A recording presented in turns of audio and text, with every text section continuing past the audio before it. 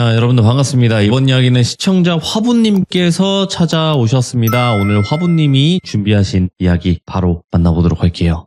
여보세요. 화분님. 네, 안녕하세요. 아이고, 화분님 반갑습니다. 네, 반갑습니다. 자, 일단은 화분님 오늘 해주실 이야기가 지인분의 이야기인 것 같아요. 네, 맞습니다. 근데 이것도 화제도 됐었지만 또 실제로 네. 이런 일들이 없지 않잖아요. 네, 그래서 도대체 어떤 이야기인지는 한번 저희가 들어보면서 판단을 해봐도 되지 않을까 싶어요. 네네. 네, 바로 출발을 해보도록 하겠습니다. 렛츠가!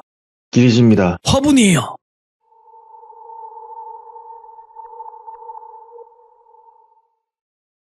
일단, 이번에 SNS에 막 캄보디아 한국인 납치 영상이 많아서 이 이야기를 풀어보려고 하는 거고요. 네. 일단 이건 정말 당하지도 말았으면 좋겠고, 해서도 안 되는 범죄이기 때문에 모두 조심했으면 해서 풀라고 이렇게 이야기를 갖고 왔고요. 네, 너무 많죠, 요즘에. 네. 심각해요, 지금. 그래서 일단은 이 이야기는 지금 현재 징역을 살고 나와서 혼자 조용히 시골에서 사는 어떤 옛 지인분의 이야기인데요. 오, 예. 그때는 제가 믿질 않았어요. 그거를 그냥 그래 이 형 또 오바네 이랬는데, 일단 그 지인 형을 제가 A라고 지칭을 할게요. 그 형은 일단 전과도 많고 남 인생 신경 안 쓰고 오직 본인 배만 부르면 되는 일단 나쁜 사람이에요. 이미 징역을 많이 다녀왔고 직장 같은 데를 이제 취업해서 나가게 되면 길어야 한 달 정도 하고 때려치는 그런 사람이에요.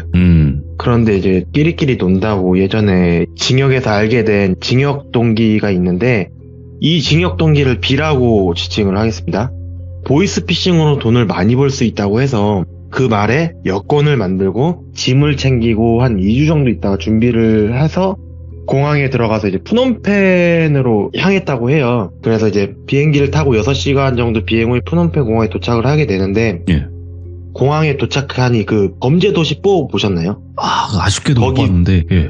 거기 보면 이제 김무열 배우님께서 검은 밴을 타고 나타나거든요. 근데 그거랑 비슷한 느낌인 것 같은데, 검은 밴 차가 앞에 쓰더니 너네 누구누구 애들 맞지? 라고 하더니 타라고 하더라고요. 그래서 타가지고 여권을 달라고 해서 여권을 주고 확인을 하고 어디론가 출발을 했다고 합니다.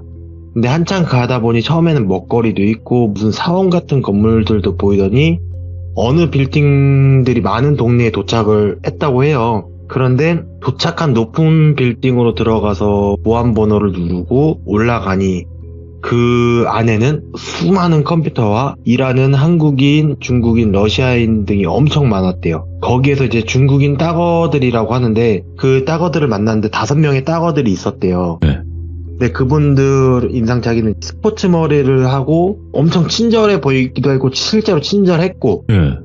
그분들은 반갑다고 인사와 함께 이제 간단한 규칙 비슷한 안내 사항을 몇 가지 말씀을 해줬는데, 일은 다 알려줄 테니 걱정 말고 모르는 건 팀장들한테 물어보고 수익 배분은 몇 프로이며 술, 담배, 음식은 무제한으로 제공을 하겠다. 그리고서 너도 조심해야 되고 나도 안전해야 되니까 보안은 철저히 이렇게 할 것이고 편하게 일해라. 단 배신을 하거나 자기네들 뭐 이거에 대해서 안 좋게 하면 그땐 용서하지 않겠다라고 말을 했대요. 네.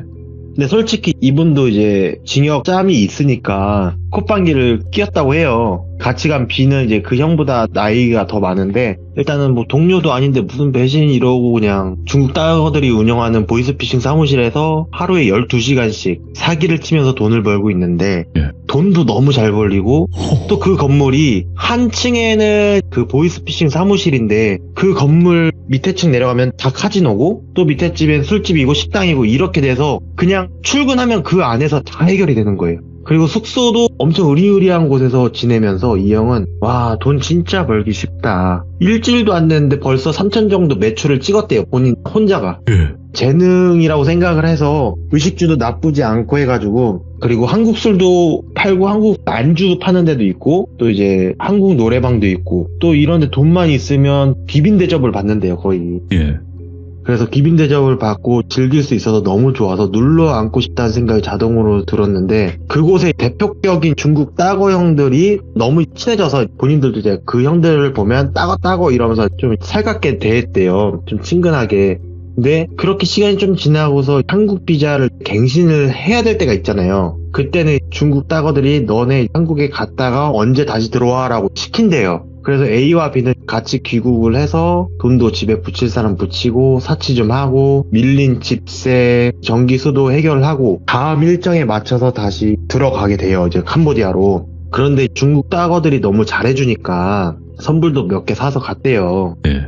그래서 다시 푸놈펜으로 들어가서 따거들한테 선물도 주고 하니까 따거들이 동생 이런 걸 왜 사오냐, 고맙다, 참 잘해줬대요 진짜로. 내 동생이다 이러면서 막 유흥도 주기적으로 VIP급으로 보내주고 먹거리부터 빠진 거 없이 정말 잘해줬대요. 왜냐면 매출도 많이 나오니까 네. 이 사람들이. 그러니까 막 엄청 잘해줬는데 어느 날 A와 B는 퇴근 후에 한잔을 하러 가자는 약속을 잡아요. 거기는 뭐 어떻게 하니까 차도 지원을 해줬대요. 차 타고 다니라고. 그리고서 퇴근 후에 뭐 A는 B한테 어디 술집 갈 거냐, 좋은 곳 있냐 이렇게 그냥 물어봤는데 B가 더 좋은 분들 소개해준다 하고 따거와 반대 세력인 조직원들을 소개를 해준 거예요. 분명 중국 따거 형들이 다른 건 다 참아도 배신은 못 참는다 했는데 A는 B에게 눈치를 계속 줬대요. 가자고. 근데 B는 일부러인지 눈치를 못 챈 건지 그냥 계속 마시라고 하고서 술을 계속 마시게 했대요. 그리고 슬슬 식기가 오르고 슬슬 이야기가 오가는데 사람이 돈을 쉽게 많이 버니까 뇌가 거만해지는 건지 사람이 머리가 크면 눈에 뵈는 게 없다고 하잖아요. 그러니까 B는 A를 꼬셔서 다른 조직 사람들과 작당 모의를 한 거예요. 그래서 내용은 대충 들어보면 매출은 그쪽보다 더 많이 주겠다. 그리고 너네가 지낼 수 있는 보안 아파트를 제공하겠다. 차량도 지원해주겠다. 금전적인 조건이 많았다고 해요. 그래서 이 사람들은 입을 맞추고 작전을 짜고 어떤 핑계를 대고 나갈까 하는데 어느 날 다른 조직원이 생각해보니까 다른 세력에 있던 그 중국인이 너무 쉽게 오는 것 같은데 너네 고객 DB라고 해서 그 고객 리스트가 있대요. 그걸 좀 가져와라. 그럼 될 것 같다라고 해서 일단 신뢰성을 얻은 상태에서 그 정도는 그냥 하루에 뭐 한두 개씩 하는 건 쉬웠대요. 그래서 이렇게 조금씩 옮기다가 자료도 준비했고 돈도 조금 형들이 돈을 어디다 놓는지 아니까 거기는 돈을 그냥 막 올려놓나 봐요. 그냥. 근데 올려놓고 막 하도 돈이 많으니까 그래서 돈도 조금씩 손을 대고 이틀 뒤에 다른 세력으로 갈 준비를 하는데 여기서 이제 A가 평소 업소 다니면서 좋아하던 여자가 있어요. 그 나라 사람. 근데 너무 이쁘대요. 이쁜데 여자랑 술도 마시고 좋은 시간도 보내는데 그때 A가 해선 안 될 말을 한 거예요. 여자한테. 나 이제 곧 부자 될 거니까 너 딱 기다려. 이러면서 허세를 떤 거예요.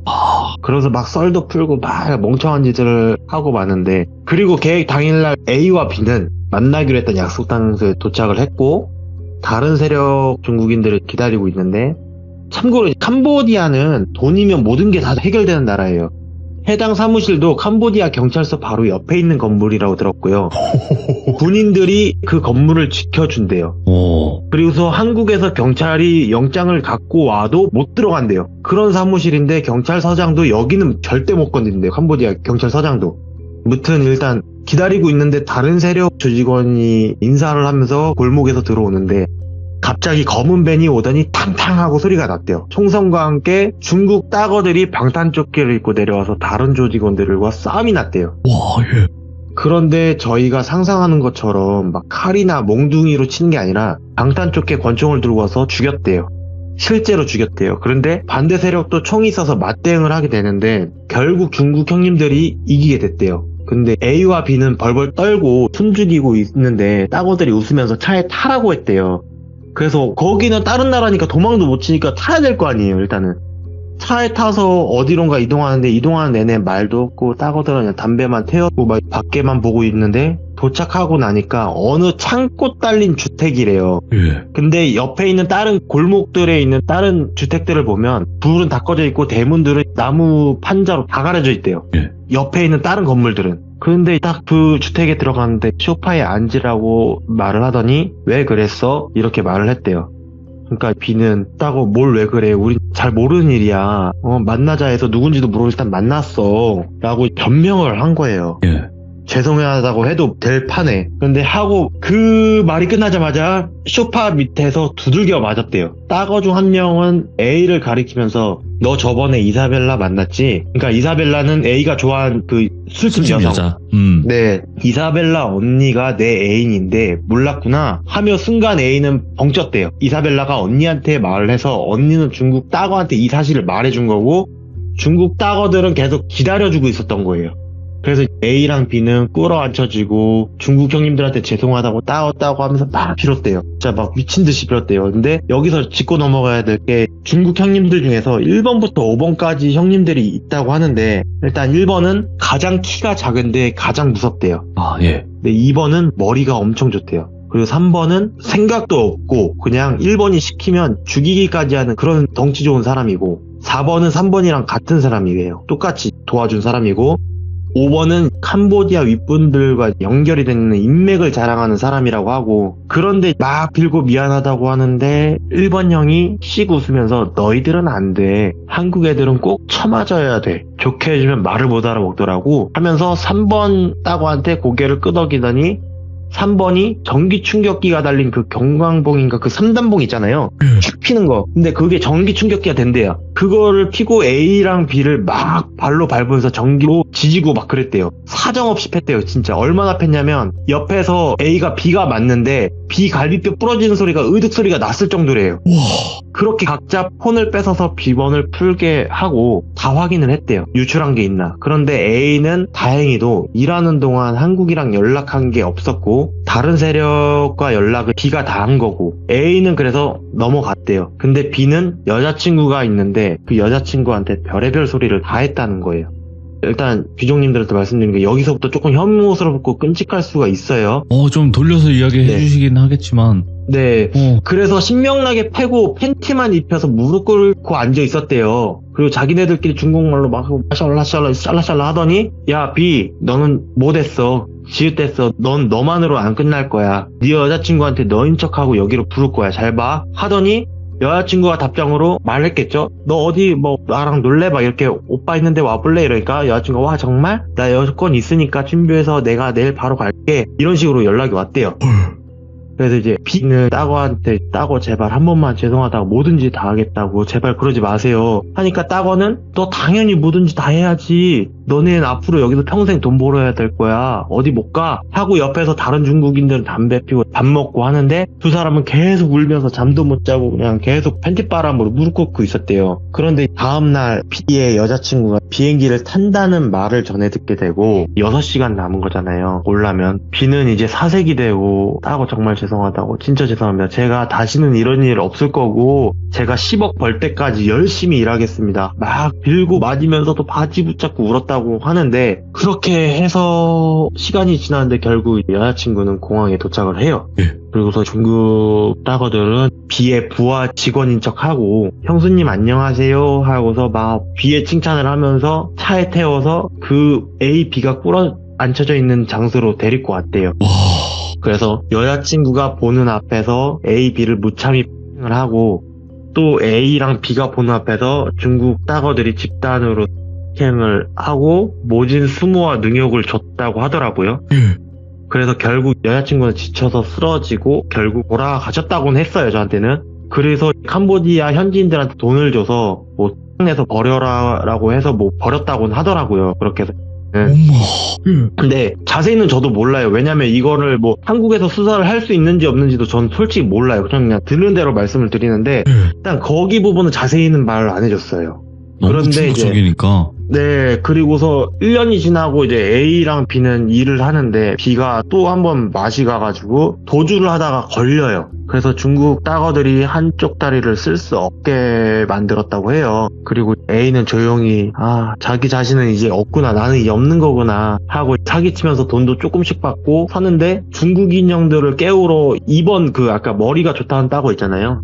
가는데 이제 서랍을 딱 열었대요. 술 취해서 자고 있는데 근데 그 서랍 안에 지금까지 일했던 사람들의 여권하고 그리고 그 여권을 하나하나 카페에서 따놓은 게 있대요. 그래서 이걸 보고 어차피 나 이거 죽는구나 여기서 도망을 못 가는구나 근데 어차피 죽을 거 그냥 한번 시도라도 해보고 죽자 이래서 자기 여권하고 자기 그 카피본을 챙겼대요. 챙기고 여권을 숨겨놓고 몇 달이 지난 시점에서 이제 거의 그쪽에 살다시피 해서 말도 어느 정도 기본적으로 한대요. 근데 중국 따거들이 1년에 한 번씩 캄보디아 경찰청장이나 고위 간부들을 접대하는 때가 있대요. 그때 A가 운전을 하게 됐고 형들이 들어가는 거 보자마자 차를 주차하는 척 하면서 차를 돌렸대요. 어차피 그 사람들은 이제 안으로 들어갔어요. 이미 술을 먹으러. 차 돌리는 건 보지를 못해요. 그리고 A가 이미 여권도 없어서 도망도 못 갈 거라는 생각을 하고 있는 거예요. 그래서 차를 돌려서 바로 공항으로 가게 되는데, 표 시간이 그 캄보디아나 동남아는 일단 뭐 한국까지 오는데 수시로 이제 표가 있다고 하더라고요. 그리고 네. 경유에서 가는 표도 많고 그래가지고 가격도 그렇게 비싸지도 않다고 하더라고요. 그래서 막 주변 지인이나 가족들한테 연락을 해서 비행기표를 겨우 하나 샀대요. 그래서 여차여차해서 한국에서 돌아왔는데, 일단은 한국 경찰도 이제 이 여권을 일단은 의심을 한 거예요. 이게 네. 잡힌 이유가, 여권을 이제 중국 형들이 비자를 한 번씩 한국 갔다 오게끔 하잖아요. 근데 A는 그때 사건 이후로 못 간 거예요. 그래가지고 그거에 대해서 조사를 하다가 다 털어놨대요. 자기가 무슨 일을 했고, 내가 아는 사람이 저기 아직도 갇혀있다. 근데 그쪽에서 뭐 한국에서는 뭐 손 쓸 수 있는 건 없고, 어찌됐든 간에 A는 그거에 대한 거에 대해서 징역은 가게 됐대요. 네. 근데 A는 징역을 갔을 때 너무 좋았대요. 한국 징역 가는 거 자체가. 너무 행복했대요. 그래서 그 형님이 예전에 저한테 이 이야기를 해줄 때는 저는 진짜 안 믿었어요. 저는 외국을 가본 적이 한 번도 없거든요.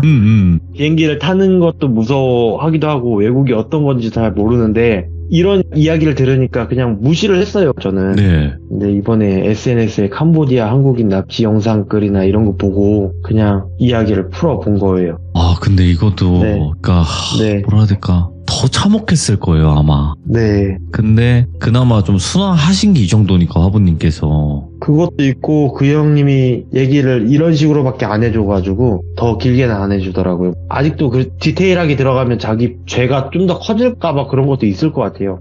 그럴 수도 있겠네. 네. 근데 그 징역에 들어갔다 그랬잖아요. 그때 행복했다고 네. 한 거는 나 이제 살았다 이런 느낌이잖아요. 그쵸. 그러고 살다 나오셨나요? 뭐 어떻게 됐나요? 살다 나오고서 저한테 얘기를 해준 거고, 아, 그리고서 이제 정신 못 차리고 또 그랬는지 모르겠지만, 뭐 지금 연락을 아예 안 하는 사람이고요. 섬뜩하다 진짜. 네. 일단은 화부님께서 너무 리얼하게 얘기를 잘 해주셨는데, 네. 그러니까 돈을 쉽게 벌려고 그냥 범죄에 네. 뛰어드는 사람들이 워낙 좀 많아지고 있어요. 네. 특히나 이제 보이스피싱이나 이런 것들도 정말 사라져야 되는 범죄 중에 하나라고 생각을 하거든요. 네, 맞아요. 근데 해외 본부가 있고 뭐 그러다 보니까 잡기가 너무 힘드니까, 네. 그래서 지금도 계속 피해를 보시는 분들이 있는데 절대 또 피해 보시는 분들이 없었으면 좋겠고, 화부님께서 오늘 해주신 이야기도 너무나 충격적이고 섬뜩한 현실 공포 이야기도 너무나 잘 들은 것 같습니다. 오늘 또 이렇게 이야기 잘 해주셔서 감사드리고 앞으로 건강하시기 바라겠습니다. 감사합니다. 네, 감사합니다. 네. 네, 들어가세요. 네. 그냥 해외에서 그냥 마음 편하게 돈 많이 벌 수 있다 이런 걸로 유혹하는 그런 범죄 집단들이 굉장히 많습니다. 거기에 또 현혹되는 사람들도 많고요. 그래서 정말 조심해야 되니까 여러분들도 그냥 그런 일은 쳐다도 안 보는 게 가장 좋지 않을까 생각하고요. 보이스피싱 범죄의 피해자분들이 계실 수도 있는데 피해 없이 평안한 하루하루 보내시길 바라겠습니다. 감사합니다.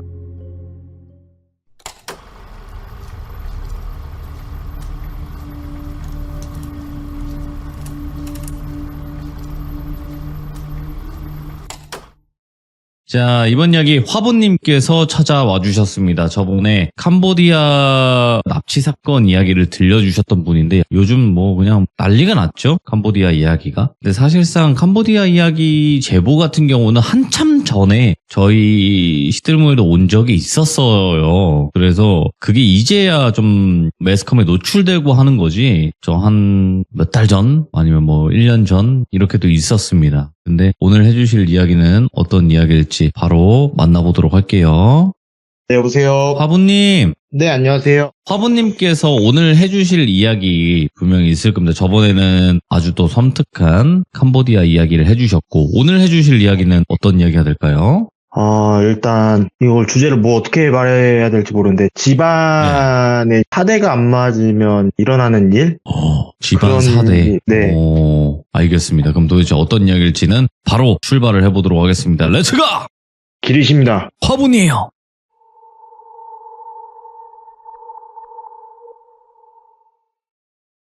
일단 옛날부터 집안에 사대가 안 맞으면 재수도 없고 집안에 우환이 있을 수 있다 뭐 그러잖아요. 근데 일단 저희 친가와 외가 양쪽이 사대가 맞지 않는 그런 집안이었어요.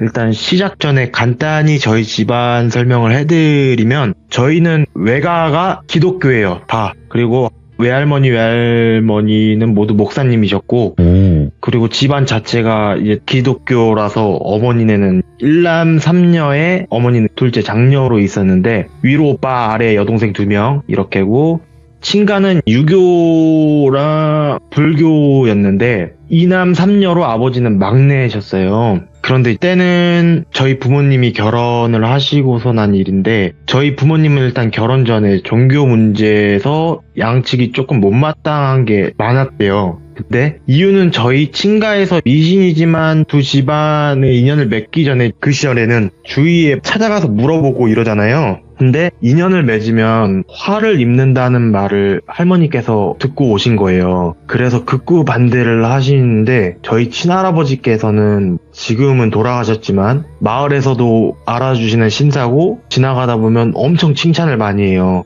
그런데 저희 할아버지께서는 그런 게 뭐가 중요하냐, 애들이 좋으면 됐지 하며 그냥 혼인을 허락을 하셨다고 해요. 그리고 외가는 앞에 설명드린 것처럼 기독교 집안이시고 목사님들이 반대를 많이 하셨는데 그때 당시에 외갓집이 상계동이었는데 교회를 무리해서 서울 목동에 작게 빚을 내서 시작을 하셨대요. 근데 너무 어려워지다 보니까 그러면 안 되지만 저희 친가는 집안이 돈이 많은 집이에요. 얼마나 많았냐면 그 시절에 그쪽 지역에서 방앗간을 유일하게 한 집안이시고 요즘 할아버지 지인 마을 분들이 얘기를 해주신 거 들어보면 그 동네 살면서 저희 친할아버지 땅을 안 밟고 다닐 수가 없었다고 할 정도로 많았대요. 방앗간도 2개 운영하시면서. 그래서 그때 당시 그 동네에선 부자셨는데 일단 무튼 외가 측이랑 친가 측은 서로 막 그렇게 했다가 결국에는 서로 좋다고 하니까 허락을 하게 됐대요. 근데 저희 외할머니 외할아버지도 이걸 평생 후회하시다가 돌아가셨는데 일단 어찌저찌 결국 결혼을 하게 되시고 저희 친가는 그 시절에는 너무 시골이라 서울에서만 사시던 저희 어머니는 시골로 시집을 오고 시집살이가 시작을 합니다. 그 집에는 증조할머니, 저희 할아버지 할머니, 큰아버지, 큰어머니, 그리고 큰어머니네 큰딸, 그리고 막내 고모, 저희 아버지 어머니 이렇게 9식구가 있었어요. 일단 시집을 왔으니까 열심히 신부 수업을 배우면서 참으면서 일을 하셨대요. 그런데 종교 때문인지 너무 힘들어서인지 어머니께서 종종 헛것을 자주 보시고 다치시고 이런 일이 이제 빈번했다고 해요. 물론 시집살이 하면서 지치니까 그럴 수도 있겠는데 그 당시에 나무로 된 구식 한옥이었는데 보이는 사진에 있는 게 천장 모습이에요. 이런 한옥이었는데 그런데 어머니께서 잠만 자면 그 천장에서 머리는 황소인데 하얀 소복을 입고 있는 형체랑 수염이 길게 난 할아버지 형체가 막 나와서 어머니께 나가라고 소리를 치더래요. 네가 여기가 어디라고 와서 잠을 자고 있냐 막 고래고래 소리를 계속 질렀대요. 그런데 어머니는 무서우니까 눈을 감고 모르는 척하고 있는데 이 형체들이 몸은 저 천장 나무 기둥 있죠. 저희도 실제 저렇게 기둥이 있었거든요. 그 기둥에 몸은 그대로 있는데 얼굴이랑 손만 쭉 내려오더니 어머니 등을 탁 하고 쳤대요.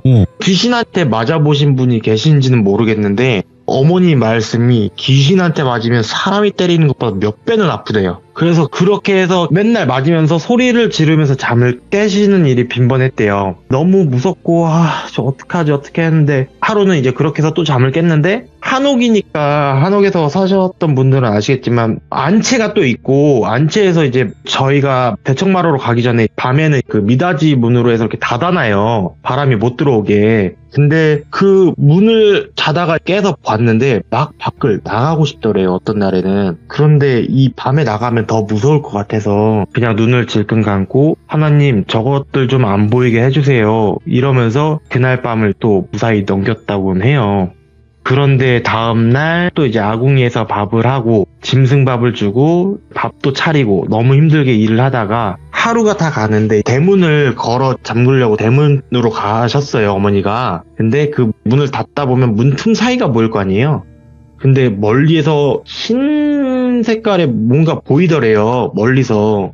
그래서 눈을 질끈 감고 그냥 무시하고 문을 닫고 방으로 들어갔는데, 그때 방은 이제 할아버지 할머니께서는 사랑방을 쓰셨고요. 그리고 어머니 아버지는 큰아버지네 가족이 자는 곳에서 같이 잤는데, 남녀가 같이 자면 안 되니까 큰아버지랑 아버지는 방을 따로 쓰시고, 큰어머니랑 저희 큰누나랑 엄마랑 이렇게 셋이 주무시고, 그리고 저희 증조할머니랑 막내 고모는 옆방에서 또 따로 주무신 거예요. 근데 그날 어머니께서 꿈을 하나 더 꾸십니다. 딱 자고 있는데 밖에서 대문 두들기는 소리 쾅쾅쾅쾅쾅 이런 소리가 나더래요. 근데 이게 한두 번이 아니라 계속 이게 쾅쾅쾅쾅 치니까 너무 시끄럽게 두들겨서, 어머니는 막내잖아요, 그 집안에. 그래서 시부모님도 깨시고 형님네 다 깨시고 하면 안 되니까 문으로 가서 문을 열고 누구세요 하고 보니까 2명의 남자가 있는데, 한 명은 흰 소복에 갓을 쓰고 다른 한 명은 똑같은데 검은색 옷을 입었었다고 해요. 근데 정말 신기한 게 눈에서는 안광이 엄청나게 나오는데 가자 가자 이렇게 말을 하대요. 근데 입은 하나도 안 움직이고 계속 가자 가자 이러길래 저희 어머니는 아니 어딜 가요? 저는 이 집에 시집 와서 이 집에서 살아야 하고 지금 잠 못 자면 내일 새벽이 힘들어요. 그렇게 말하니까 눈에서 빛이 세게 나면서 가자니까 이렇게 소리를 내더니, 그 소리와 함께 홀린 것처럼 어머니도 갑자기 신발을 신고 대문을 닫고 마당 앞에 가로등이 있거든요. 가자 그래서 가로등 쪽까지 갔는데, 대문 앞에 분명히 2사람이 있었으니까 어머니께서는 대문을 등지고 있고 그 사이에는 그 사람들이 있어야 되는데, 어머니께서 이제 뒤를 돌아봤는데 그 2사람이 없어졌대요.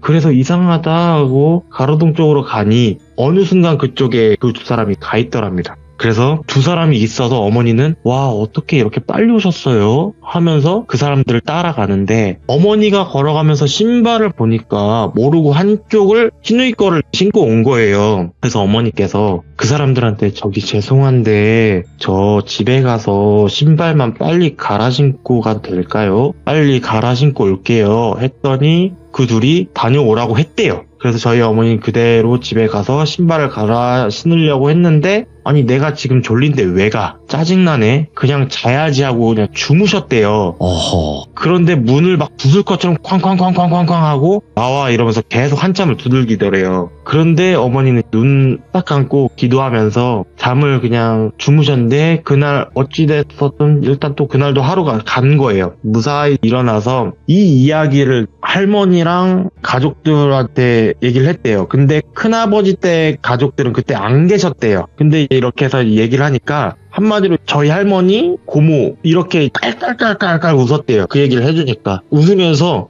너 죽을 뻔했네? 저희 아버지 성함을 똘비라고 할게요. 야 우리 똘비 세장가 갈 수 있었는데 하면서 막 웃었대요. 그래서 저희 어머니는 그 말을 듣고 결혼한 게 너무 후회가 됐대요. 그래가지고 아버지를 쫄라서 인천으로 이사를 가자 해서 인천으로 이사를 오는데, 그런데 그것도 엄청난 비난과 욕설을 많이 받았대요, 할머니한테. 내 아들 왜 데리고 딴 데로 가냐? 근데 거기에 막내 고모가 같이 간 거예요, 신혼인데. 그 조건으로 갔는데 말도 안 되죠, 이거는 일단. 그런데 막내 고모는 중간에 애인이 생겨서 그 집에서 나가고, 어머니 아버지랑 이제 저랑 누나가 태어나서 이렇게 살아요, 그 집에서. 근데 그 사이에 저희 누나가 먼저 태어났을 때, 그때 이제 저희 큰아버지 댁도 이제 시골에서 나와서 서울에서 지내게 되세요. 근데 그때 좀 지나서 큰아버지 밑에 자식들이 1남 3녀가 됐어요. 그러고서 좀 있다가 어머니께서 꿈에서 막내 이모가 나와서 언니 하면서 너무 즐겁게 놀다가 갑자기 정색을 하고 뒤돌아서 가는 꿈을 꾸기 시작했대요. 그러다가 한참 그런 이상한 꿈을 꾸는데 어느 날 이제 저녁에 큰아버지께서 돌아가셨다는 전화를 받게 돼요. 사인은 추락사 플러스 과다출혈 이건데, 예. 서울에서 유명한 교회를 건설하시면서 거기 인부로 일을 하셨는데 반장으로 계셨대요. 자식들도 있다 보니까 돈이 필요하잖아요. 근데 임금을 계속 안 준 거예요. 그때가 겨울이었는데 임금을 못 받아오니까 임금 받으러 갔다 오겠다 하고 찾아간 거예요, 큰아버지께서. 근데 큰아버지께서 한참 안 돌아오시니까 큰엄마가 어떻게 하지 하다가 잘하고 있겠지 하고 했는데, 다음날 그쪽 이제 아침 일찍 찾아가니까 주검으로 발견되신 거예요, 큰아버지께서. 그런데 해당 건설업체는 모른다고만 하는데 건설 좀 해보신 분이 있으면 그 앞에 컨테이너로 2층 계단식으로 이렇게 해놓는 경우가 있어요. 작업 현장 작업할 때까지만은. 근데 그 밑에서 떨어져서 돌아가셨는데 모르는 게 말이 안 되잖아요. 근데 일단은 그때 당시에는 판결은 추락으로 인한 과다출혈 및 저체온증 그렇게 나왔고요. 그렇게 돌아가시고서 상을 다 치를 때쯤 외할머니께 연락이 또 와요. 저희 어머니가 똘순이라고 하면 똘순아, 막순이가 죽었다.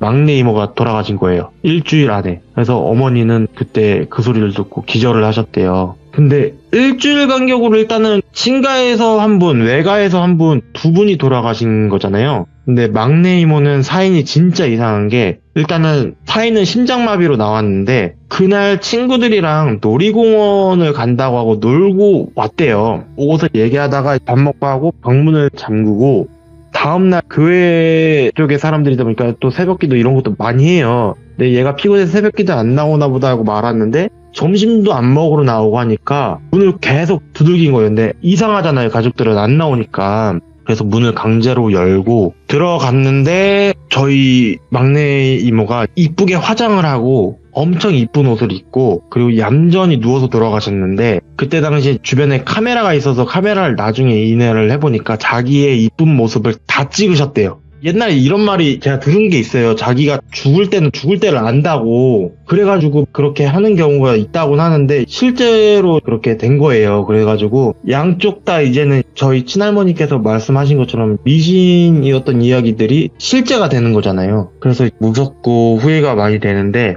이때부터 이제 제가 기억하는 아버지의 첫 기억은 아버지는 항상 어머니를 고 집을 부시고 저랑 누나랑 어머니는 내복 입고 도망 다녀요. 항상. 그리고 술만 마시면 너 때문에 우리 형이 죽었다. 어머니는 반대로 너 때문에 그럼 내 동생도 죽었다. 그리고 저희 어머니께서는 뭐 지금은 이제 이혼을 하셨지만 그때 뭐라고 말씀하시냐면 내가 만약에 너네가 없었으면 너네 아빠를 죽였다. 근데 내가 너네 아빠를 죽이면 너네는 사자의 자식이라는 꼬리표 때문에 내가 안 죽이고 참고 너네 때문에 산 거다. 이렇게 말씀도 하시고 그러고서 있다가 혹시 신과 함께 만화책으로 보면 웹툰으로 보잖아요. 아, 네. 그럼 거기에서 그 군인이 살해를 당하는 게 있어요, 장면이. 억울하게 죽어서 어머니 꿈에 장군의 옷을 입고 꽃동산에 큰 문 앞에 나오는 게 있어요. 네. 근데 이거를 제가 할머니가 이런 얘기를 해주고 막 너네 엄마는 나쁜 막 이렇게 하면서 저한테 항상 얘기를 했거든요. 친할머니가.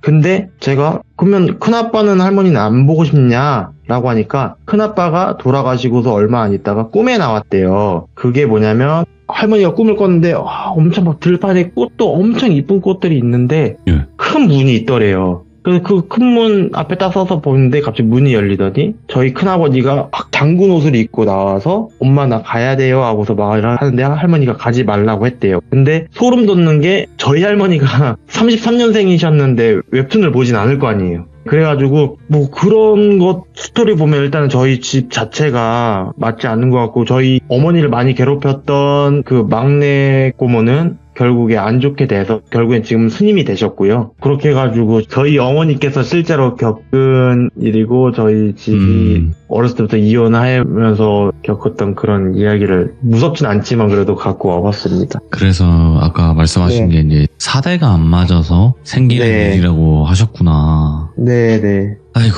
이게 지금 뭐 말로 어떻게 다 표현을 하겠습니까? 그죠? 네. 네. 말로 다 표현할 수 없는 부분이 분명히 있는 거고, 오늘 화보님께서도 너무 또 바쁘신 와중에 이렇게 이야기해 주셔서 다시 한번 너무너무 감사드리고, 다음번에 네. 여유로울 때 항상 네. 꼭 찾아와 주시기 바라겠습니다. 너무 감사해요, 화보님. 네, 언제든지 불러주세요. 네, 고맙습니다. 네, 감사합니다. 네. 네. 자, 오늘 화보님이 해주신 이야기들도 사실상 그냥 사대가 맞지 않는다라기보다는 무언가 더 있었을 거라는 생각이 들어요. 왜냐면 그런 일들이 쉽게 우리 주변에서 일어나는 건 아니기 때문에. 그래서 혹시라도 우리 규정님들 중에서도 비슷한 느낌의 이야기가 있으시면 언제든지 제보해 주시길 바라겠습니다. 감사합니다.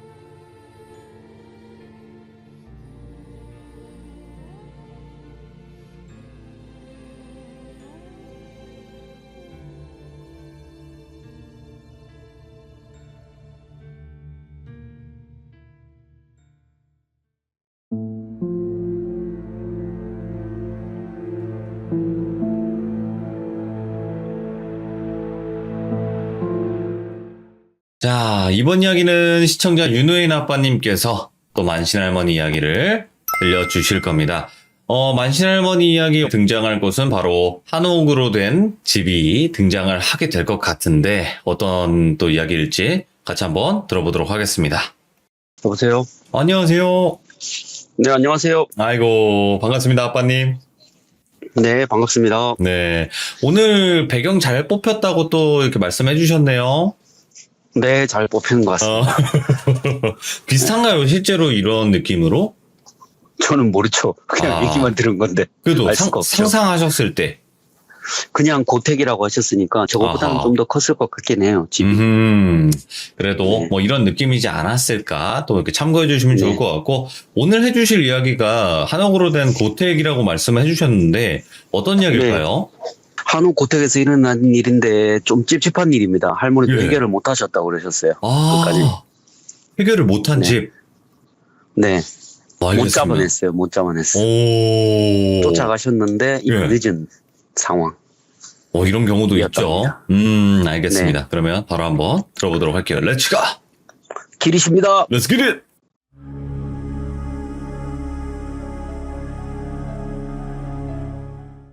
오늘은 고택에 관련된 이야기인데 이게 아주 오래된 인연 때문에 시작된 이야기래요. 네. 그 예전부터 제가 한 설명을 드렸는데 할머니가 40대 초반까지만 하셔도 큰 굿당에 이제 당주의 일을 보고 계셨대요. 당주다 보니까 당연히 할머니한테 의뢰하시는 신도분들이 많이 계셨대요. 따라다니면서 때마다 구정굿이다, 뭐 재수굿이다, 뭐 기타 등등 이런저런 굿을 이제 집안일을 봐달라고 하시는 분들이 많았대요. 그래서 할머니도 굳이 뭐 거부 안 하시고 그런 일을 많이 받아갖고 하셨는데 할머니가 당주를 그만두시면서 그 많던 신도들하고 인연을 다 끊으셨대요.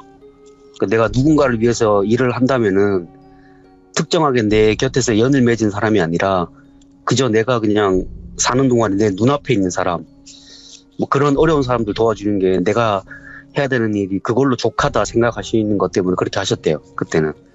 그래서 당주를 그만두시고 이제 사람들이 그래도 물어물어 찾아올 거 아니에요. 그만두셨어도. 그것도 귀찮으셔가지고 한 곳에 정착을 안 하셨대요. 예. 정착하는 게 아니라 적당한 때가 되면 떠나셨대요. 인연 맺으려고 하면 그만하라고. 나 같은 사람하고 자꾸 연이 돼가지고 만나면 그 좋을 걸 못 본다고 하시고는 떠나셨다고 하시더라고요. 그러니까 할머니 왜 그렇게 하셨어요? 그냥 계시면서 오시는 분들 받아가지고 그분들한테 뭐 이렇게 국값도 받고 이렇게 해서 사시면은 크게 어려움 없잖아요. 그러니까 할머니가 설명해 주셨는데 결국에는 그렇게 도움을 받고 그것으로 그냥 끝나면 그만인데 계속해서 연을 맺고 그 연 때문에 조금만 힘든 일이 있으면 할머니를 찾아오는 거예요. 그냥 아주 작은 일에. 그래서 집안에 뭐 조금만 티가 있는 일이 있다 그러면 할머니 찾아와가지고 막 난리를 치는 거예요. 이거 무슨 일이냐. 도와주셔라 이렇게. 할머니가 보시기엔 별 큰 것도 아니고 그냥 그만한 어려운 곳이 사는 집이 없는데 그래서 그게 싫으셔가지고 그쪽으로 생각이 자꾸 가니까 본인한테 너무 의지하는 게 느껴지신 거예요. 네. 조금만 일해도 그렇게 달려드니까. 오히려 이렇게 있으면 내가 이 사람들한테 도움이 더 안 되겠다 싶으셔가지고 그렇게 떠돌아다니셨대요. 물론 이제 70대 접어드시면서 정착을 하시긴 하셨는데 이미 이제 20년을 넘게 또 돌아다니시니까 굳이 할머니를 찾아오는 사람이 없었대요. 물어물어 찾아오긴 하지만 그럴 때는 진짜 전에도 얘기했듯이 답 없는 사람들 네네. 아니면 특별하게 인연이 닿아서 만나는 사람들 그런 사람도 아니고서야 할머니 찾아오는 사람이 드물었대요. 그때부터 그저 오며 가면서 만나는 사람들 도와주시고 그렇게 자기 도움 필요한 사람 있으면 이제 제자들 도와주시면서 그렇게 사셨는 시절인데 아마 할머니의 기억으로는 가을 무렵이었대요. 네네. 밭에서 땅콩을 이제 수확하고 계셨는데 마을 이장님이 30대 초반에 아주머니 한 분하고 젊은 분하고 그 옆에 애기 한 명이 따라 있더래요. 한 5살, 6살 예. 돼 보이는 애 밭으로 오셨는데 그 이장님이 설명하시고 아이고 아줌에 그 손님이 찾아와십니다. 어딘지 몰라가지고 헤매고 다니고 있어가지고 제가 데리고 왔습니다 하고는 이장님은 이제 할머니한테 소개시켜주니까 가시더래요. 그 할머니가 쳐다보시고는 누군데 이 늙은 사람을 찾아왔냐고 하면서 옆에 애를 보니까 애 옆에 귀신이 몇 명 붙어 있더래요. 그래서 할머니가 머리 쓰다듬어 주시면서 말씀하셨다. 아이고 정신 사납구로 와 아한테 이렇게 붙어갖고 야단법석이고 아한테 떨어지거라. 그래서 떼어내 주시고는 어머니한테 말씀을 하셨대요. 그러니까 아한테 붙은 귀신 때문에 왔으면은 네 방금 다 쳐냈고 그냥 앞으로 얘한테 뭐 귀신 붙을 일 없으니까 고마 가 있어. 괜히 이지 저지 기웃거리면서 다니면 나쁜 거 자꾸 끌어오니까 그냥 아는 한 1, 2년만 있으면 괜찮아질 거니까 걱정하지 말고 돌아가라고 이렇게 얘기를 하시고는 또 마음이 걸리셨대요. 그게 예. 본인한테 찾아온 손님인데 그냥 돌려보내시기 뭐 해가지고 뭐 이렇게 늦은 저녁도 다 됐는데 저녁이라도 먹고 가라 이렇게 해서 식사를 챙겨주셨대요. 네. 본인 마음이 편하시니까 그 집으로 데리고 들어가셔가지고 식사를 하시는데 식사를 다 하고 상을 물린 다음에 차를 한 잔 내려주시면서 물어보셨대요. 아까부터 내가 밥을 먹는데 젊은 양반이 뭐 이렇게 근심이 많노? 뭔 심각한 일이 있는 것 같은데 저 어린 애한테 붙어있는 요상한 것 때문에 그런 거면은 내가 다 처리했으니까 뭐 크게 걱정 안 해도 되는데 다른 문제가 있어갖고 여기까지 찾아온 것 같네. 내가 보니까 이야기나 한번 들어보자 하고 얘기해보라 하니까 이분이 말은 안 하고 집을 계속 두리번 하더래요. 그리고는 이제 조심스럽게 입을 떼는데 저 어르신 혹시 어르신 성함이 누구 맞습니까? 이렇게 물어보더래요. 갖고 그래서 찾아온 거 아이가? 그 이름 가지고 내 이름 맞다고. 자네가 말한 사람이 내가 맞는데 와 그라노 물어보니까 그분이 아이고 제가 용하다는 얘기는 들었는데 여기까지 찾아왔는데 봐도 무당집 안 같아가지고 물어보는 거라고 할머니가 대답해 주셨대요. 내가 정신이 사나워가 몇 년 전부터는 싹 다 치웠다. 그런 거는 없고 용하다는 소리 누구한테 들었는지 모르겠는데 이제 나는 그냥 뒷방 늙은이라고. 네. 그런데 내 이름까지 알고 여기까지 찾아온 거 보면은 뭔 큰일이라도 단단히 난 것 같은데 근데 자네나 아한테 그렇게 악한 기운은 안 보이는데 어쩐 일이고 이렇게 물어보셨대요. 애기 엄마가 얘기를 하는데 아이고 할머니 다른 게 아니라 혹시 땡땡 문중 기억하십니까? 이렇게 물어보더래요. 그 할머니가 그제서야 알아들으시더래요. 아 땡땡 문중에서 오셨구만. 그 댁 며느님이냐고. 그러니까 네 저는 그 댁에 시집을 왔습니다. 할머니가 그래 그럼 어른들은 무탈하시고 이렇게 물어보니까 말을 안 하고 머뭇하더래요. 그래서 할머니가 이야기를 해보라고. 예. 꼭 뭔데 그렇게 머뭇거리냐고. 이렇게 왔으면 속 시원하게 얘기를 내가 도와주지. 얘기를 하니까 그분은 시집을 온 지 이제 얼마 안 됐어요. 애가 어리니까. 네. 와가지고 남편이 이제 해외 지사로 발령이 났대요. 그래가지고 남편 따라가지고 해외에 머물고 있다가 이번에 들어온 게 할아버지가 돌아가셔가지고 장례차 들어오게 됐대요. 예. 장례차. 남편은 장례가 마치고 나서 직장 때문에 서둘러서 돌아가고 애기 엄마는 이제 문중 어르신들이 장손 보고 싶다 막 이 성화를 부리니까 돌아가지를 못해가지고 어쩔 수 없이 본가에 머무시게 됐대요. 네. 작은 할머님이 너무 애를 예뻐해 주시더래요. 그래서 아이고 다행이다. 작은 할머니가 저렇게 애를 예뻐해 주시는 거 같은데 남아있기를 잘했다 싶으셨는데 어느 날부터 애가 이상하더래요. 엄마 눈도 잘 못 마주치고 자다 말고 경기 일으키고 고열 때문에 막 응급실 막 여러 번 가고 예. 그러다가 이제 병원에서 꿈을 꿨는데 그 돌아가신 할아버지가 꿈에 나와가지고 막 말씀을 하시더래요. 아이고 우리 귀한 손자 할아버지가 도와줘야 되는데 어쩌면 좋노. 하고는 이제 아가 여있지 말고 빨리 떠나라. 우리 손자 해코지 당할까봐 내 걱정이 돼서 발걸음이 안 떨어진다. 이렇게 하시고는 사라지시더래요. 예. 그 꿈을 그 후에도 한 두세 번 더 꿨는데 너무 이상하다 싶어갖고 작은 할머니한테 말씀을 드렸대요. 꿈에 자꾸 돌아가신 할아버지가 나온다. 자꾸 우리 손자 지켜줘야 하는데 말씀하시는데 뭐가 문제인지를 모르겠다. 그러니까 작은 할머니는 뭐 그렇게 큰 문제가 있겠노. 돌아가신 양반이 손자 보고 싶어가 그리 나온 기지. 뭐 49년 지나고 나면 좀 안 괜찮겠나. 이렇게 얘기하셔가지고 그냥 어른이 그렇게 얘기하니까 그냥 그러려니 했대요. 이분은. 근데 이제 큰 할머님이 따로 계시더래요. 그 집에. 큰 할머니 요양병원에 계셔가지고 그분을 만나러 작은 아버지하고 함께 가셨는데 평소에는 그분이 요양병원에 계시니까 정신이 없었대요. 치매가 와가지고.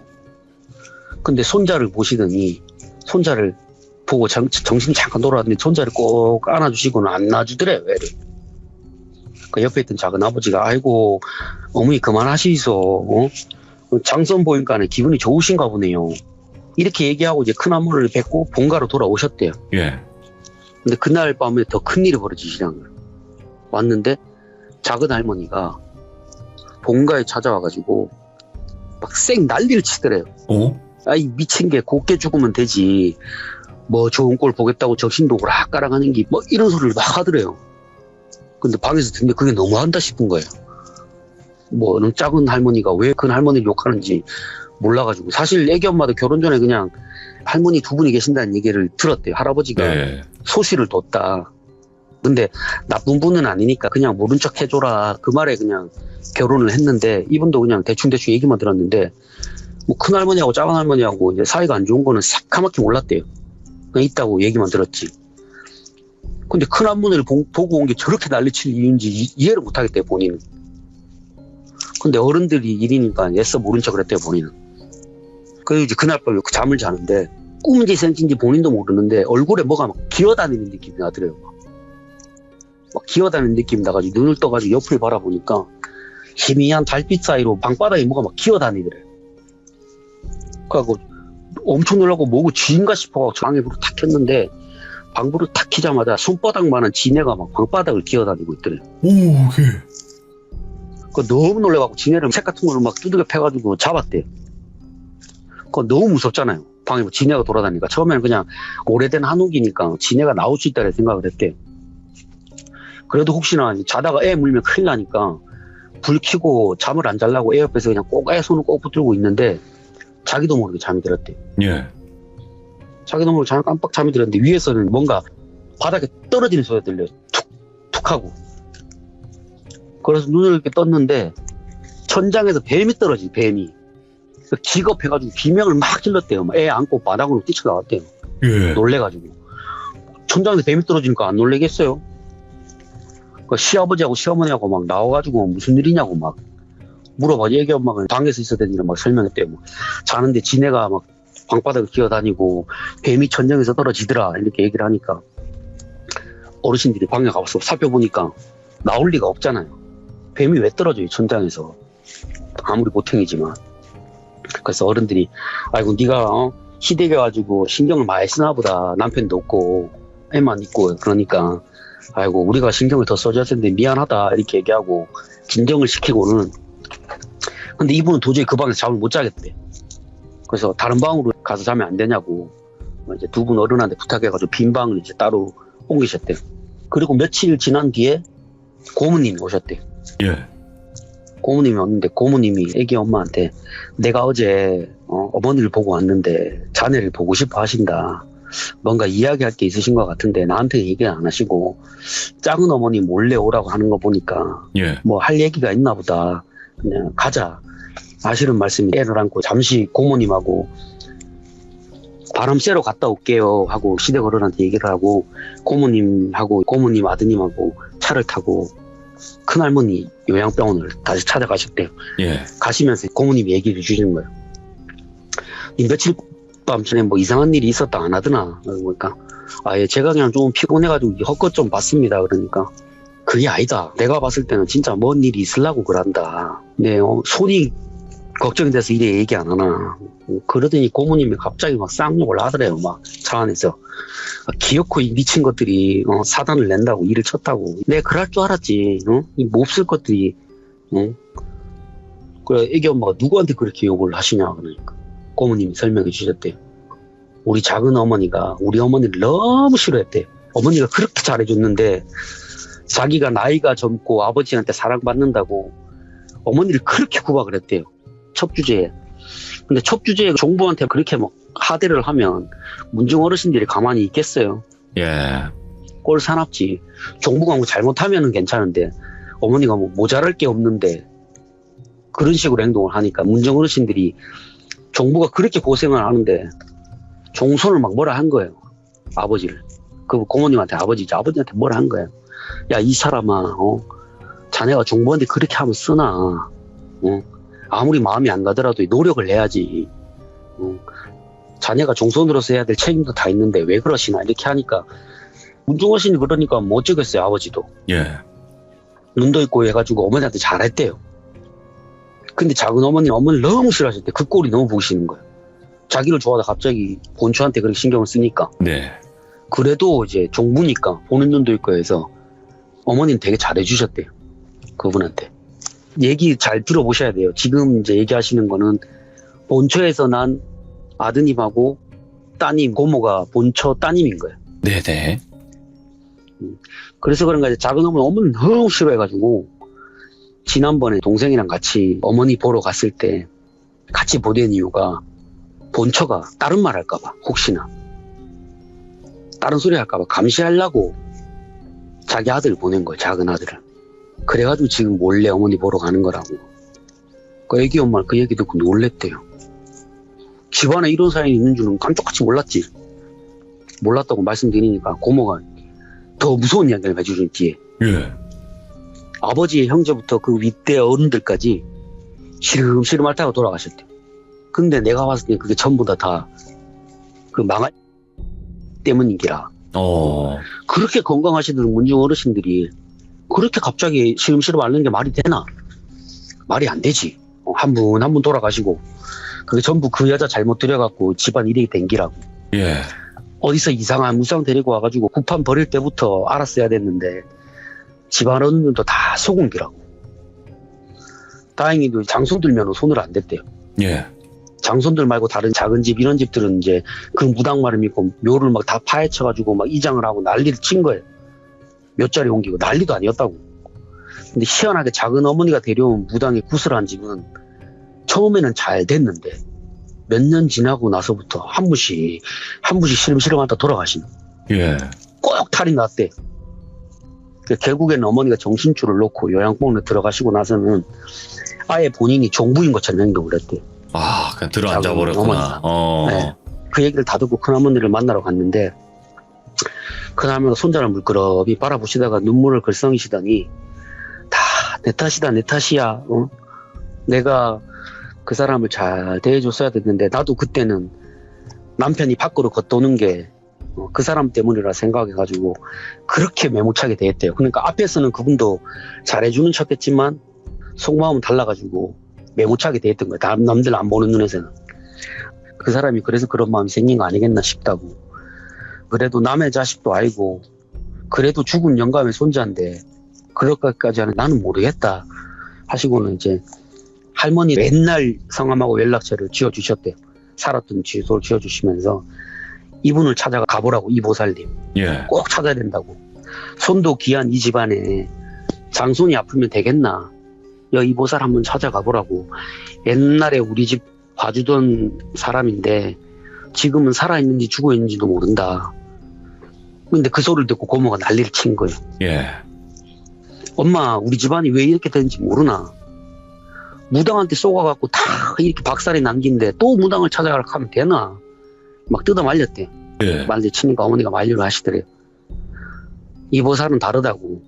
내도 젊었을 때 어머니가 이리저리 일을 봐주시던 분이었는데 요새 죽은 어머니가 자꾸 꿈에 나온다. 꼭 이분 찾아가지고 도움 부탁해야 된다고. 내 정신줄 놓기 전에 알려주려고 오라 한 기라고.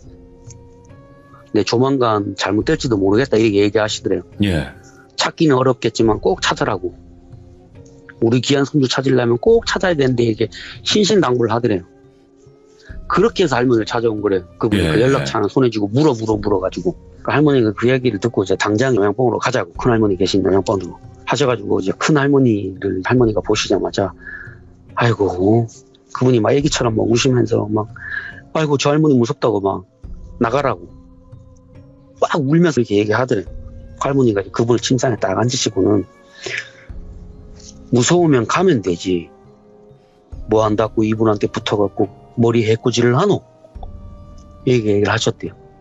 할머니가 보시니까 그분이 울면서 애 울음소리를 내는데 보니까 머리에 애 귀신 하나가 그분 머리에 붙어가지고는 손톱이 엄청 긴데 그 손톱으로 그분의 머리를 콕콕 쑤시고 있더래요. 막 이렇게. 그렇게 귀신을 떼고 나니까 이제 그분이 정신을 잠시 차리셨대요. 예. 그리고는 이제 아이고 우리 손자 살려주러 오셨냐고. 제발 살려달라고 막 정신이 막 온전치도 못한 분이 막 그러시더라고요. 할머니가 아이고 도와주겠다고 제가 그래서 온 거 아니겠냐고. 옛날 인연도 있고 그래서 도와주려고 왔다. 그렇고 이제 고모하고 애기 엄마를 데리고 본가를 방문하셨대요. 그 본가에 방문해가지고 시댁 어른들한테 인사를 드렸대요. 병원에 계시는 어머님 부탁으로 제가 이렇게 찾아오게 됐다고. 그리고 이제 그동안 일을 쭉 설명해 주셨대요. 고모한테 들은 얘기를. 그 애기 엄마한테. 이 집 며느님이 이제 당하신 일부터 뭐 애한테 귀신이 붙어 있었던 것 때문에 급하게 찾아오게 됐다. 옛날 인연 때문에 모른 척 할 수가 없어갖고 뭐 그 사정을 좀 봐주시면 좋겠다. 근데 이제 시어른들이 못마땅한 거예요. 눈치가. 봤잖아요. 문중 어른들이 어떻게 되는 걸. 보니까 좀 못 믿어하는 눈치인 거예요. 그 옆에 고모님이 설명을 해주셨대요. 오빠, 그 엄마가 부탁하셔가지고 오신 분인데 그 할머니도 이분한테 도움을 받았다 하시더라. 그러니까 한번 믿어보자. 해가지고 이제 마지못해가지고 할머니를 사랑채에 머물게 하셨대요. 네. 그 할머니는 애기 엄마하고 애기를 할머니가 머무시는 건너편 방에 잠을 자게 하시고는 밤늦게 가만히 지켜보셨대요. 근데 늦은 밤에 본체가 아니라 지금은 쓰지 않는 위체에서 뭐가 막 내려오는 느낌이 나더래요. 기운이. 뭐 이상한 기운이 뻗치더래요. 그래서 애기 엄마가 자는 방문을 확 열었대요. 그 밤중에. 확 열었는데 그렇게 확 열면 깨야 되잖아요. 사람이. 근데 애기 엄마하고 애가 뭐 안 일어나더래요. 그래서 할머니가 천장을 탁 바라보시니까 천장에 남자인데 누군가 천장에 앉아있더래요. 거꾸로 이렇게 매달려 있는 게 앉아있더래요. 예. 앉아가지고 뭐 막 이상한 주문을 외우더래요. 못 알아듣는 소리로 막 주문을 막 외우고 있는데 주문을 외울 때마다 천장에서 줄 같은 거 이렇게 쓱 내려오는데 보니까 그게 줄이 아니라 뱀이 내려오는 거예요. 오, 아, 그거구나.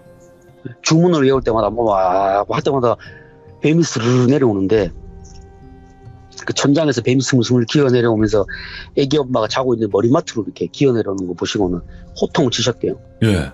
뭐 이놈 뭐 하는 놈인데 남의 귀한 손한테 해코지 하려고 이렇게 하노 막 이렇게 막 하니까 주문을 외우던 남자가 주문을 탁 끊더니 할머니 쪽 고개를 싹 돌리는데 눈을 안 뜨더래요. 그 감고 있는 눈을 할머니를 보다가 갑자기 싹 사라지더래요.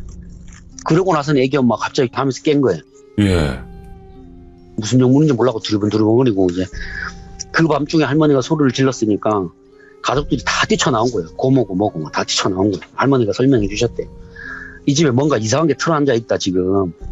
뭐 이상한 주문을 막 외우는데 나한테 해코지 할 것 같아가지고 내 호통을 치니까 잠시 물려놨는데 빨리 찾아가지고 없애야 내 정신이 안 사나울 것 같은데 이 늦은 밤중에 난리법석 피워봐야 좋을 것도 없고 내일 찾는 게 좋을 것 같다 밝은 날에 말씀하시고는 애기 엄마하고 애를 할머니 방에 눕히시고 이제 같이 주무셨대요. 예. 그 다음날 날이 밝은 후에 할머니가 이제 그 집을 이제 살펴보시기 시작하는데 본체 쪽에는 뭐 크게 문제될 게 없어 보였대요. 근데 별채가 좀 이상하더래요. 예. 그러니까 별채를 가보니까 요양병원에 계신 큰 어른이 쓰시던 방이었는데 방에 그분이 쓰시던 물건이 그대로 있었대요. 그대로 있는데 이상한 기운이 자꾸 방에서 막 느껴지는 거예요. 예. 막 뻗쳐나오더래요. 뭔가. 그 방을 잘 둘러보니까 벽에서 나오는 것 같은데 멀쩡한 벽을 뚫기에는 좀 그렇잖아요. 남의 집에 가고 이 그렇죠. 벽이 문제다. 어. 뜯어봐라 이럴 수 없잖아요. 그래갖고 뭐 좀 이상하긴 한데 한번 밖에도 한번 둘러보자 하고 이제 밖에를 나가서 이제 둘러보시는데 안에 방 크기랑 밖에 크기랑 다른 거예요. 크기가 달랐대요. 할머니가 보니까 방 크기보다 밖에 벽이 좀 더 큰 거예요. 뒤에 공간이 더 있는 거예요. 그래서 할머니가 이거 집이 와 이러노 이렇게 물어보니까 그 옆에 시대 그러냐 그 얼마 전에 뭐 구들장이 잘못됐다 그래요. 구들장을 새로 놨대요. 온도를. 어머니 요양병원에 가시고 나서 온도를 고쳐갖고 이렇게 됐다 하셔가지고 보니까 바깥쪽 벽에 땔감이 가득 쌓여 있는데 아무래도 그 땔감이 이상하더래요. 예. 거기가. 그 할머니가 그 땔감을 치워보라고 이제 얘기를 하니까 땔감을 치우니까 사람 하나 들어갈 만한 구멍이 있더래요. 그 땔감 밑쪽에. 네. 처음에 할머니 구들장인 줄 알았대요. 그래서 열어보라 했는데 장작을 넣은 그게 하나도 없는 거예요. 구들장이 안 는 거잖아요. 장작을 넣는 게 아니니까. 그렇죠. 그 할머니가 이상하게 보여가지고 벽을 허무는 건 부담스러웠는데 잘 됐다. 이거 한번 뚫어보이소. 누가 보다 이거 이상한 거 아니냐고 지금. 이거 구들장에 불 뗀 흔적도 없고 뭐 이상하다. 뜯어봐라 해가지고 벽을 뜯었는데 누가 봐도 신단인 거예요. 허리 높이 되는 높이 이중으로 신단에 쌓여 있는 거예요. 우와, 바닥에 숨겨져 거기까지 있는 높이에. 그런 느낌으로. 신단이 있는데 항아리가 한 20개쯤 놓여있더래요. 그 신단이. 할머니가 그 항아리 보고 기겁을 하셨대. 항아리 보니까 전부 다 막 기운이 막 이게 보통 기운이 아니야. 그냥 아무것도 없는 기운이 남아있는 기운만으로도 그렇게 기운이 뻗쳐나오는 걸 보고는 항아리 열어보라고. 항아리 열어보니까 어떤 항아리에는 막 바짝 마른 두꺼비 들어가 있고 어떤 항아리에는 말린 뱀 네.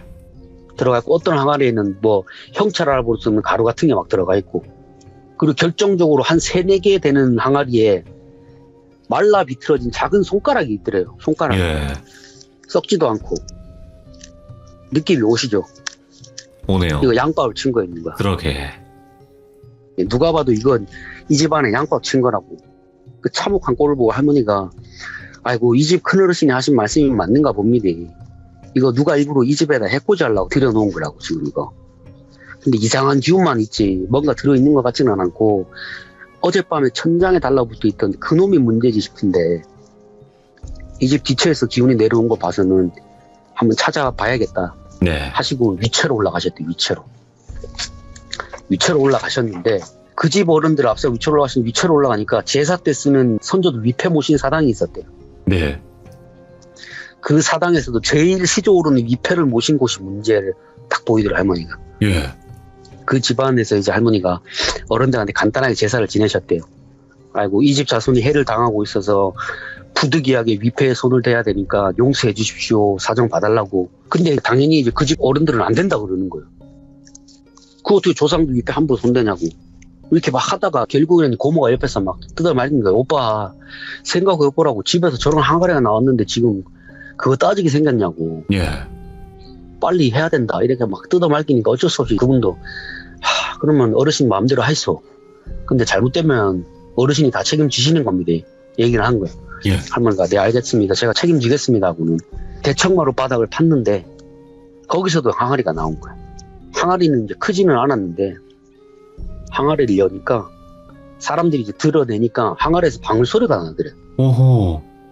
그래서 그 항아리 속을 보니까 방울을 쥐고 있는 사람 손뼈가 나온 거예요. 손목 아래로. 와, 연매까지 그걸 보고 해버렸네. 이제, 예. 그거 보고 이제 어른들이 다들 이게 뭔 난리냐고 이제 난리 난 거예요. 와.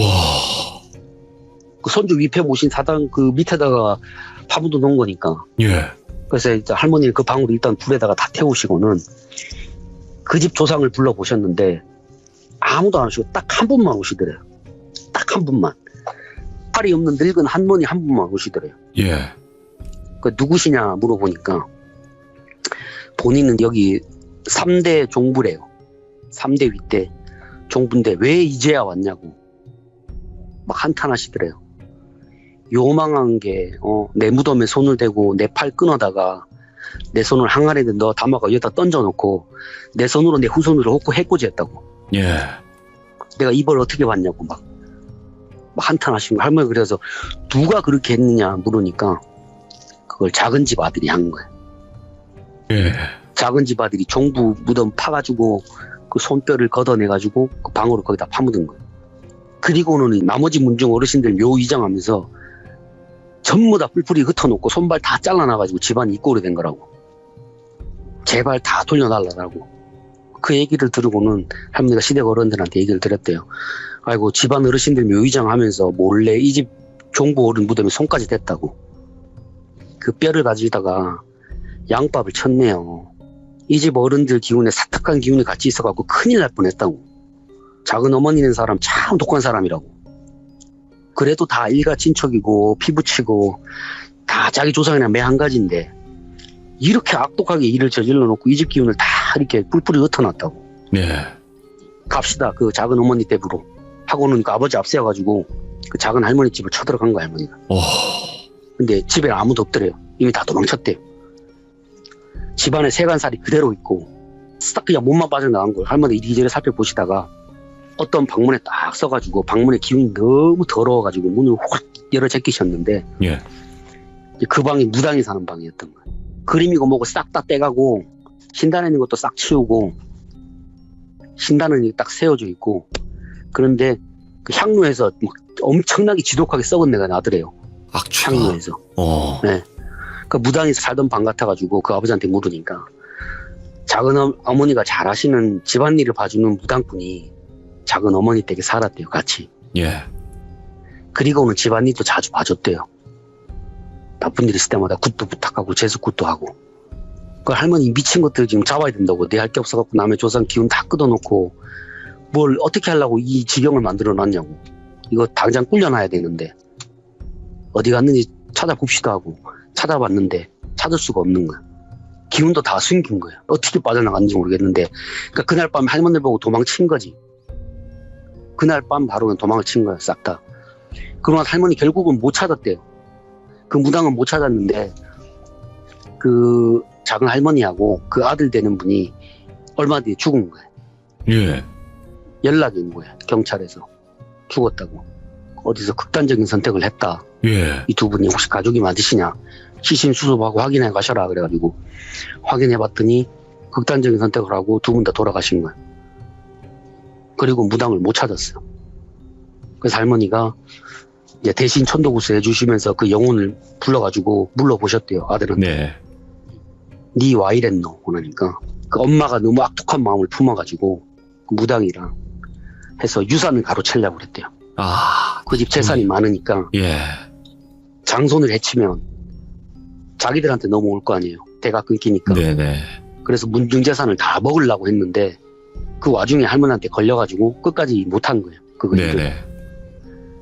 그리고는 도망을 쳤는데 그 무당이 부리던 귀신한테 홀려가지고 극단적인 선택을 하게 됐다고. 미안하다고, 정말 죄송하다고, 어떻게 용서해 주시면 안 되겠느냐 막 이랬는데 시댁 어른들은 용서해 줄 마음이 없대요.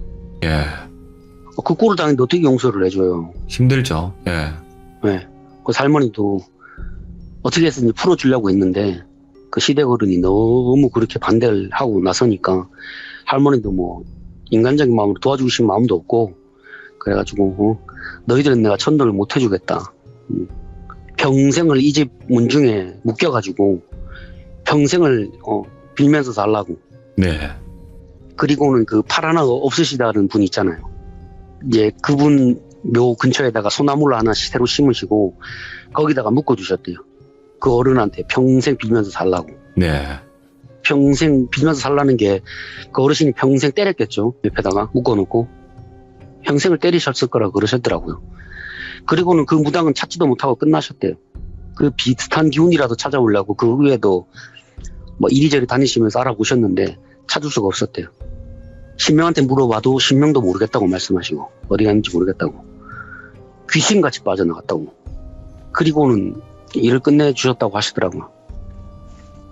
이렇게 그냥 비극이네요, 결국에. 네, 비극이죠. 아, 참. 그러니까 할머님도 이런 걸 보면 진짜로 화 내두르실 것 같아요.